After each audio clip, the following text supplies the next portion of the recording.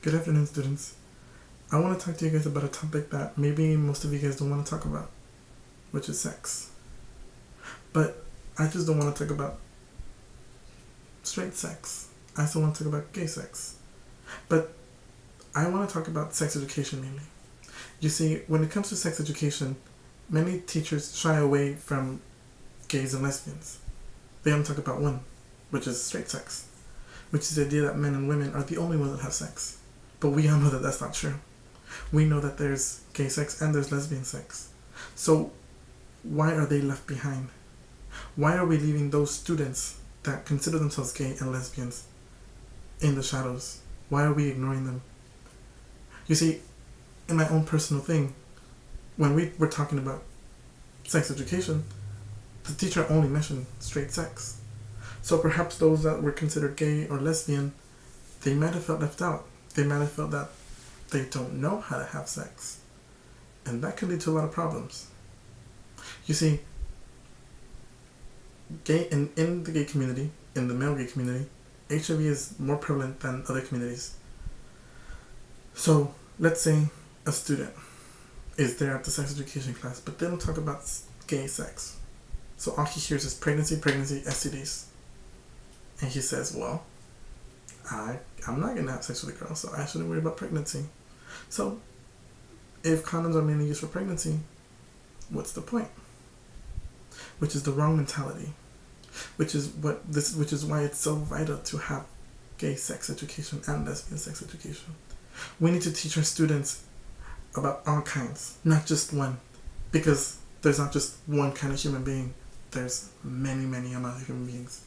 So why should we just have a course that's like one size fits all?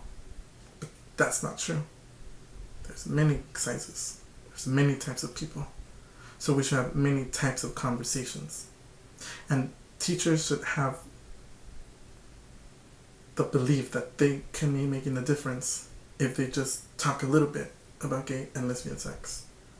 So students, next time you're having a sex education class, I want you guys to go out there and in your class and just ask a question or two.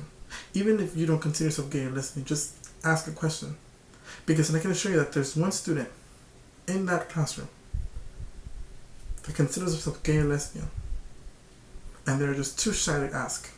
So if you ask for them, then you can know for sure that they are getting the proper education, they can get the proper knowledge that they need to not either obtain an STD, get HIV, get pregnant, or any other consequence that you can have through sex. Thank you. Dear parents, I'm here to talk to you guys about a topic that maybe we don't want to have a conversation with. It all depends on actually how you are. But I want to talk to you guys about sex. Now, we all have our own beliefs on how we should teach sex. Maybe through celibacy or through contraceptives, safe sex.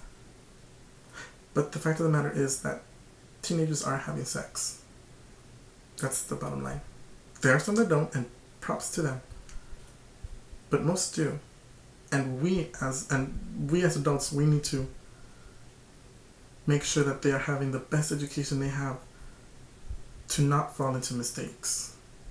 Now, whether you accept homosexuals or not, but the fact of the matter is that they do exist. There are gay people. There's gay boys and gay girls in your child's school. So we must allow teachers to teach our students, our kids, our children also about gay sex. It might not be your child, it might be your child, but the fact still remains that we do need to have that conversation. We can't let gay children fall behind. We can't let them think that they're not important, that sex does not pertain to them, because they're doing it. But we want them to do it correctly, and we want them to do it safely. Next time you talk to your child about sex, talk about gay sex as well. Because even though your child might not be gay, they might pass on that information to maybe a friend that is gay. And I'm sure that that friend will appreciate it. Maybe your child is gay, and secretly they're just too nervous to come out. By you providing that information, they might feel just a little bit more comfortable with their sexuality. There is no harm in talking about sex with your child. I want to make clear that. If your child wants to have sex, then they will have sex. If your child doesn't want to have sex, then they won't have sex. That's the bottom line. Whether you teach celibacy, that's one thing. But if the child wants to do it, then he will. If he doesn't or she doesn't, then they won't. But the fact is, my main concern is that we can't let those gay children fall behind. We need to talk about all kinds. So please don't try to stop. Instead, try to motivate. Try to embrace other sexualities, because the last thing we want is a child to be diagnosed with AIDS or a child to be pregnant. Thank you.